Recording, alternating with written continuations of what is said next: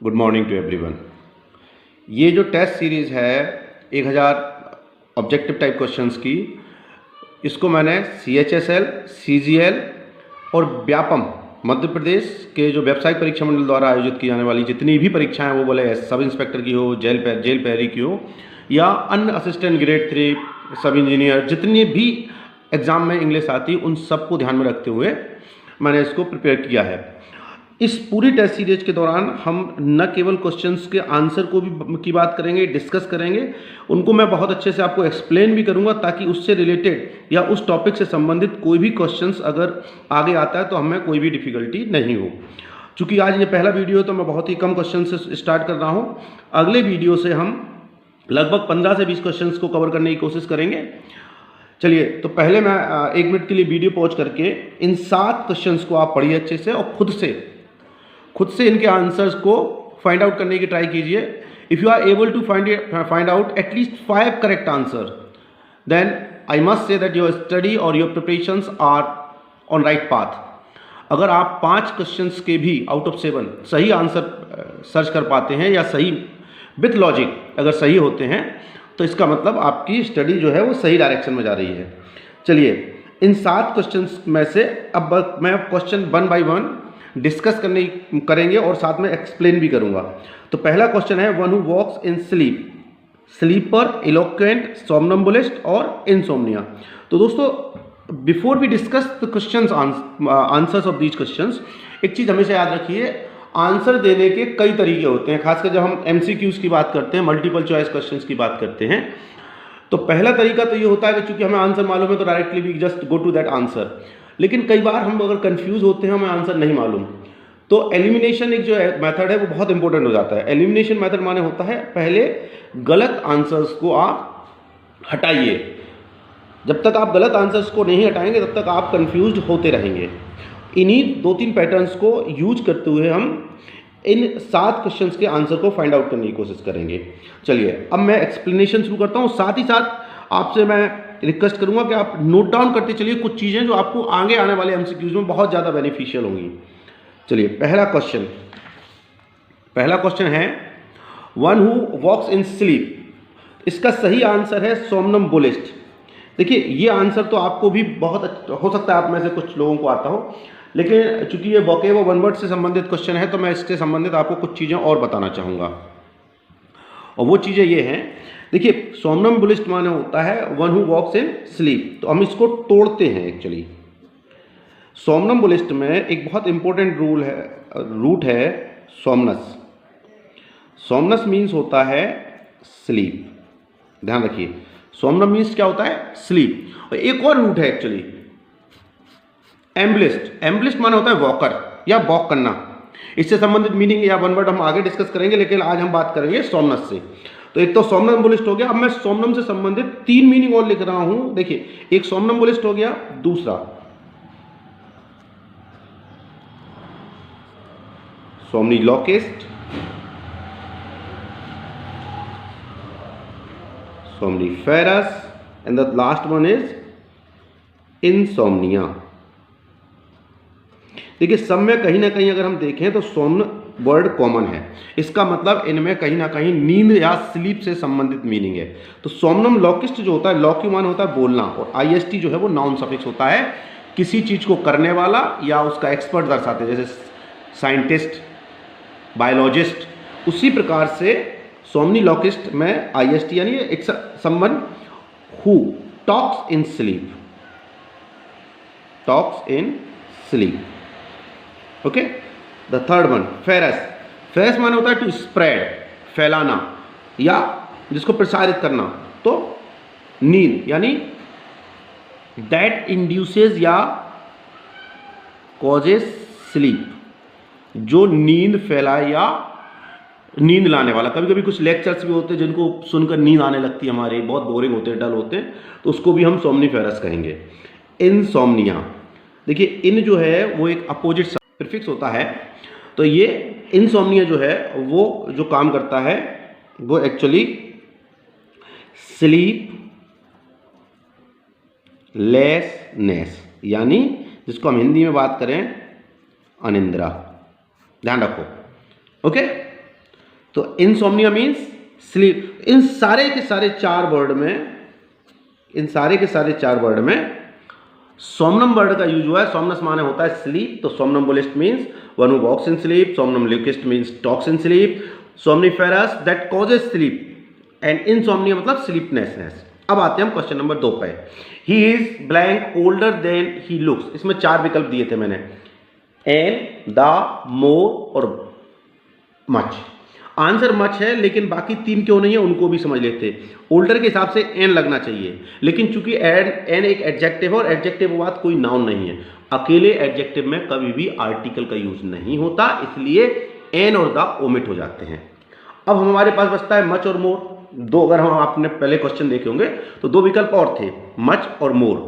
अब ओल्डर अपने आप में कंपैरेटिव डिग्री है और मोर भी कंपैरेटिव डिग्री है, तो 2 कंपैरेटिव डिग्री कभी नहीं आती। अब हमारे पास ऑटोमेटिकली एक ही विकल्प बचता है मच, तो वो जितना दिखता है उससे कहीं ज्यादा बूढ़ा है। चलिए आगे बढ़ते हैं अपने नेक्स्ट क्वेश्चन पे।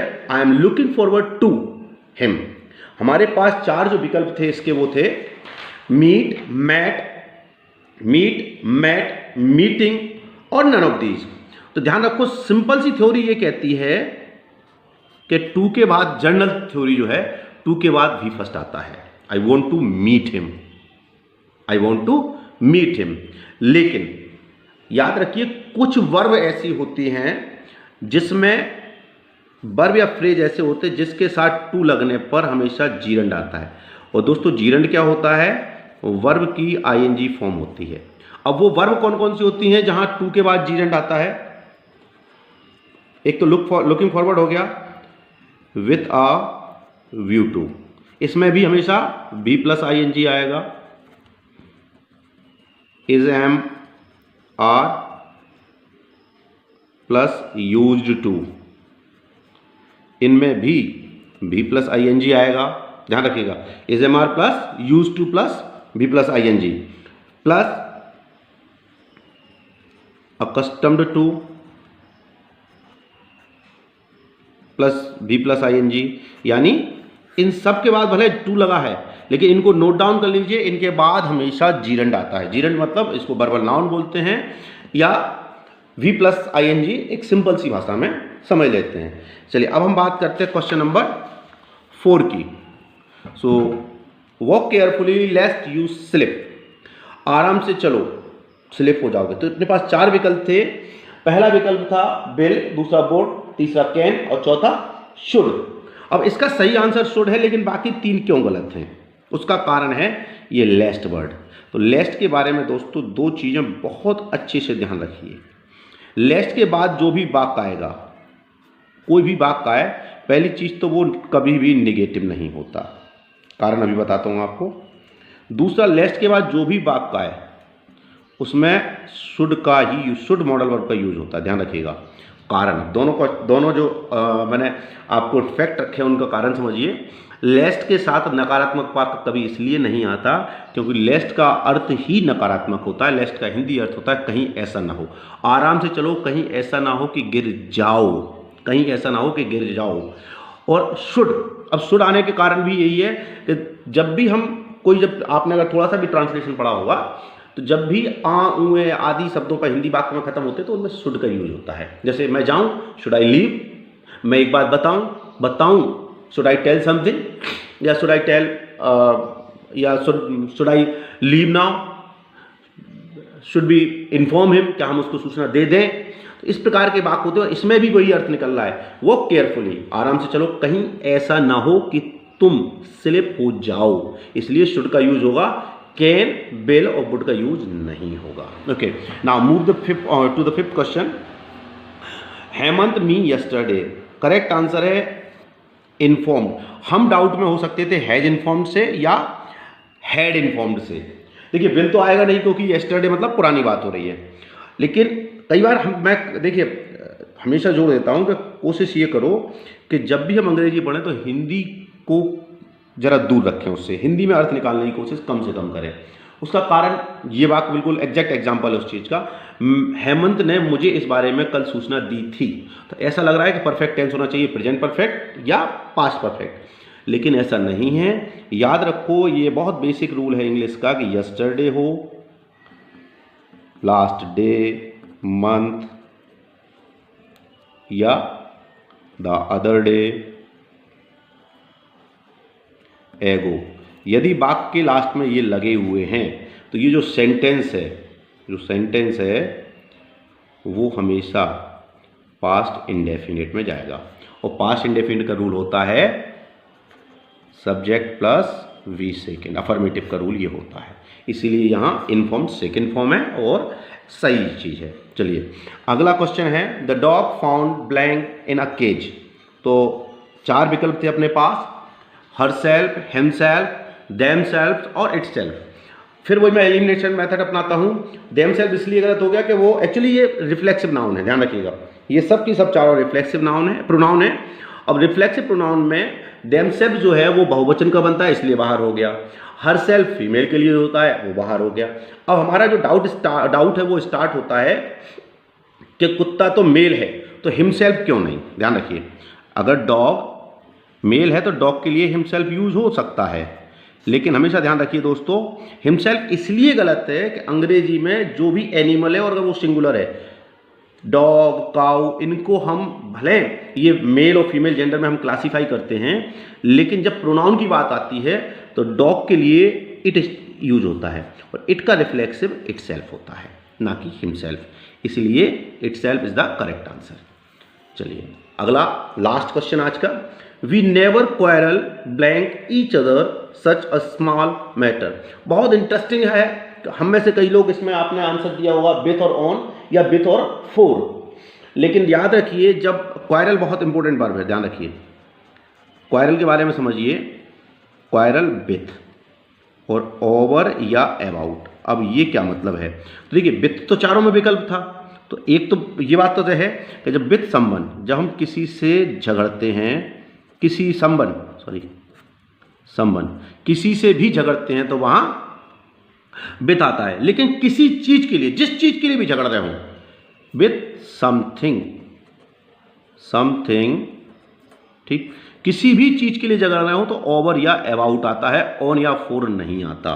तो we never quarrel with each other, over और अबाउट दोनों से ध्यान रखिए, चूंकि अबाउट कहीं विकल्प में नहीं था, तो ओवर या about such a small matter. तो याद रखिए, अब आपको इन 7 क्वेश्चन से ये समझ में आ गया होगा कि हम चीज़ें जितनी सरल दिखती हैं उतनी सरल होती नहीं है, उनको अगर हम एक्सप्लेन करें तो आगे के बहुत सारे रूल या आगे के बहुत सारे क्वेश्चंस हमें आसान भी हो जाते हैं और समझ में भी आते हैं। अगले वीडियो से मैं कोशिश करूंगा लगभग आपको 10 से 15 एग्जाम्पल को हम डिस्कस करें, उनको एलोबरेट करें, और मैं आपसे रिक्वेस्ट करूंगा कि आप सभी के सब इन सारे क्वेश्चंस को एक रजिस्टर या अपनी नोटबुक में नोट करते चलें, so that whenever the questions repeats or the question related to these questions come, you can answer those questions easily। अगर इनसे संबंधित कोई भी क्वेश्चन या इस रूल से संबंधित कोई भी क्वेश्चन आता है, चाहे वो वन वर्ड से संबंधित हो या सोमनम से संबंधित हो या मत से संबंधित हो, डिग्री से हो, तो आप आसानी से उनको कर पाएं। इस टेस्ट सीरीज में आप किस प्रकार के क्वेश्चन और ऐड करना चाहते हैं या किन जो टॉपिक मुझसे छूटेंगे या जो टॉपिक आपको डिफिकल्ट लगते हो, आप प्लीज कमेंट बॉक्स में लिखिएगा, तो उन टॉपिक से संबंधित क्वेश्चंस को भी मैं इनमें इंक्लूड करूंगा and we will discuss these questions as well. Thank you very much for watching the video, और अगर समझ में आया हो, पसंद आया हो, तो प्लीज लाइक कीजिए, शेयर कीजिए and do subscribe my channel. Thank you very much. Have a wonderful time.